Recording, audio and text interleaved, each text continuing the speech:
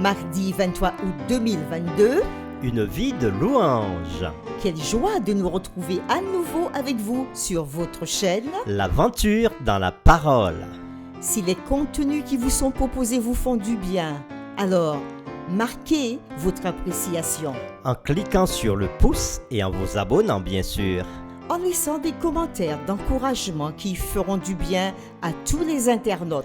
Et en partageant au maximum avec vos parents, vos amis, vos collègues et surtout avec vos contacts. Le texte à mémoriser de cette semaine que nous vous invitons bien sûr à dire avec nous se trouve dans Philippiens chapitre 4, le verset 4.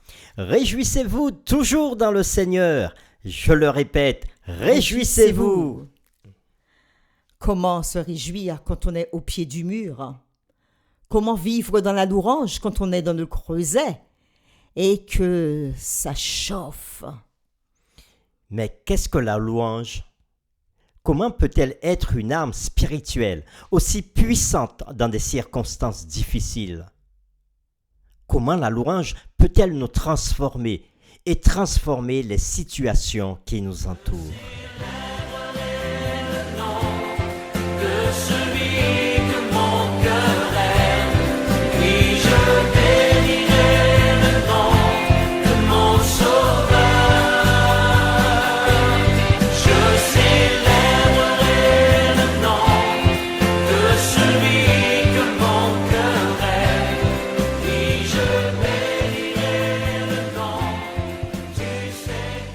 Pour vivre une vie de louange, il nous faut apprendre la vérité sur Dieu et ses promesses.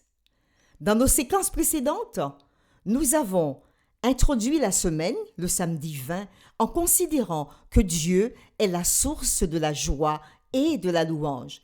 Et il ne nous programme pas, ni ne nous force à chanter ses louanges. Dimanche 21, Paul nous invitait à toujours nous réjouir, même lorsque les circonstances nous sont défavorables. Et puis, le lundi 22, l'exemple du peuple hébreu face au mur de Jéricho nous montrait que peu importe ce qui est devant nous, notre rôle est de louer Dieu.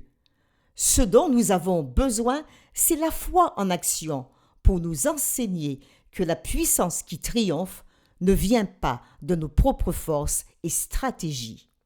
Et aujourd'hui, nous aborderons la séquence « La vie de louange ». Le fait de louer le Seigneur n'est peut-être pas naturel pour nous, même dans de bonnes circonstances. Ainsi, combien est-il plus difficile de le faire dans les mauvais moments? Pourtant, c'est ce que nous sommes appelés à faire. La louange est ce que nous devons pratiquer jusqu'à ce qu'elle passe d'une activité faite à un moment donné à une atmosphère dans laquelle nous vivons. La louange ne devrait pas être un acte spécifique, mais un mode de vie. Je le répète, la louange ne devrait pas être un acte spécifique, mais un mode de vie. Nous lirons le psaume 145 et nous répondrons aux questions suivantes. Quelles sont les raisons que David donne pour louer Dieu? Louange de David. Je t'exalterai, ô mon Dieu, mon roi, et je bénirai ton nom à toujours et à perpétuité. Chaque jour je te bénirai et je célébrerai ton nom à toujours et à perpétuité. L'Éternel est grand et très digne de louange, et sa grandeur est insondable. Que chaque génération célèbre tes œuvres et publie tes hauts faits. Je dirai la splendeur glorieuse de ta majesté, je chanterai tes merveilles. On parlera de ta puissance redoutable et je raconterai ta grandeur. Qu'on proclame le souvenir de ton immense bonté et qu'on célèbre ta justice. L'Éternel est miséricordieux et compatissant, lent à la colère et plein de bonté. L'Éternel est bon envers tous, et ses compassions s'étendent sur toutes ses œuvres. Toutes tes œuvres te loueront, ô Éternel, et tes fidèles te béniront. Ils diront la gloire de ton règne, et ils proclameront ta puissance. Oui, pour faire connaître au Fils de l'homme ta puissance et la splendeur glorieuse de ton règne. Ton règne est un règne de tous les siècles, et ta domination subsiste dans tous les âges.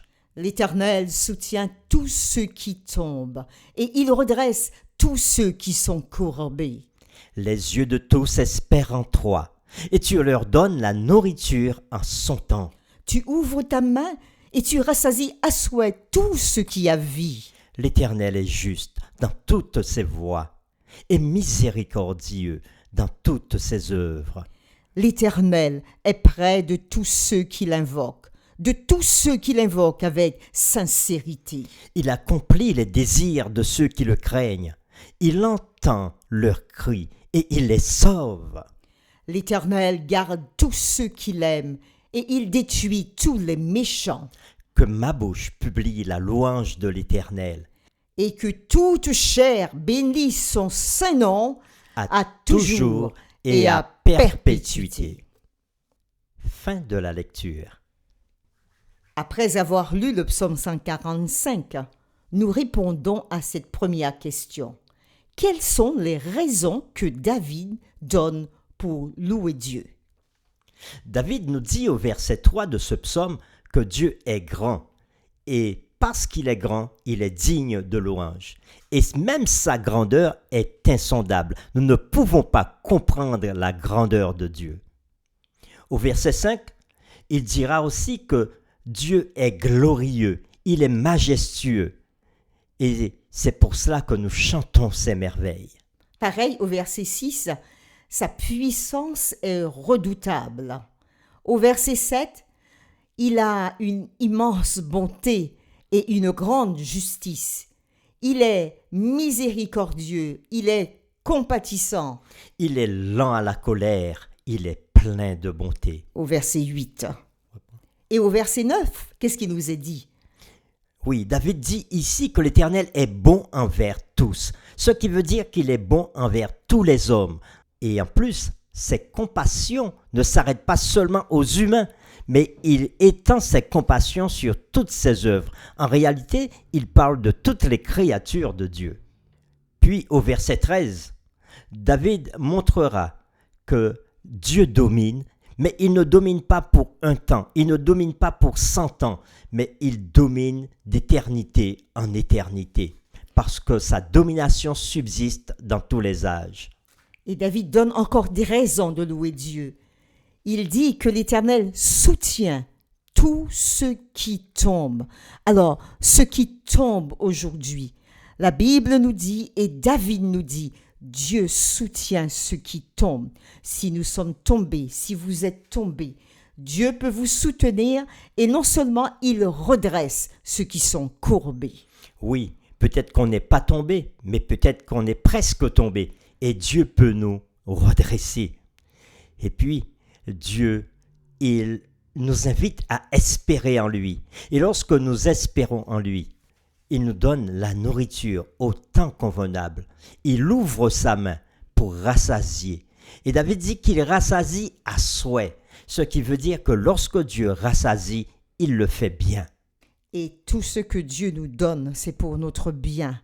Peut-être que nous désirions quelque chose qui n'est pas dans la volonté de Dieu, mais Dieu sait exactement comment subvenir à nos besoins pour que nous soyons comblés de l'intérieur. Effectivement, puisque David poursuit en disant que l'Éternel est prêt, il est tout proche de ceux qui l'invoquent. Si aujourd'hui vous vous sentez dépassé, vous avez besoin de la présence de quelqu'un, vous pouvez invoquer l'Éternel et il se tiendra près de vous, parce que sa parole le dit. Il dit que l'Éternel est près de tous ceux qui l'invoquent avec sincérité.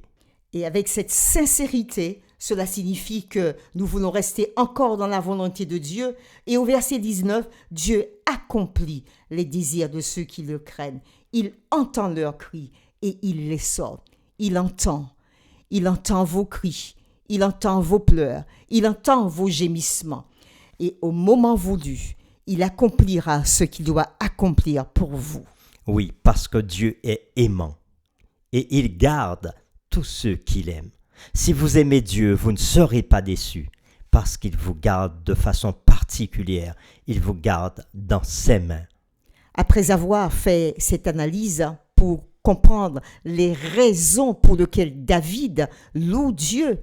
Nous, maintenant, en quoi les paroles de ce psaume devraient-elles être les vôtres, les miennes?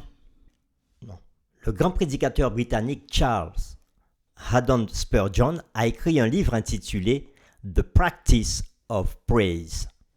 Il est basé sur le verset 7 du psaume d'aujourd'hui. Tu peux nous relire le verset 7? Bien sûr.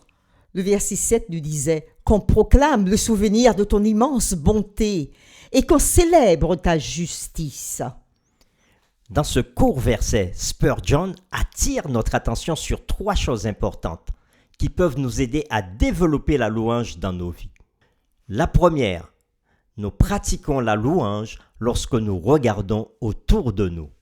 Si nous ne regardons pas autour de nous pour voir la grandeur de Dieu, nous n'aurons aucune raison de le louer. Que pouvez-vous voir dans le monde créé qui soit aussi digne de louange que la beauté de la création de Dieu? Que pouvez-vous voir dans le monde spirituel qui soit aussi digne de louange que la foi croissante chez un jeune chrétien? Deuxièmement, nous pratiquons la louange, vous et moi, lorsque nous nous souvenons de ce que nous avons vu.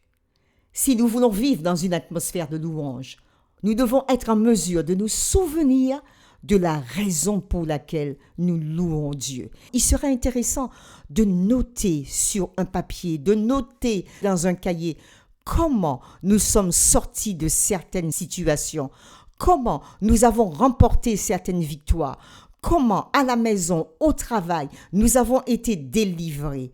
Ce sont nos raisons à nous qui nous donnent de la force pour pouvoir continuer à louer Dieu parce que nous avons vécu ces choses. Spurgeon nous dit que nous pouvons voir encore la grandeur de Dieu lorsque nous pratiquons la louange au fur et à mesure que nous en parlons. La louange n'est pas quelque chose que nous faisons dans nos têtes.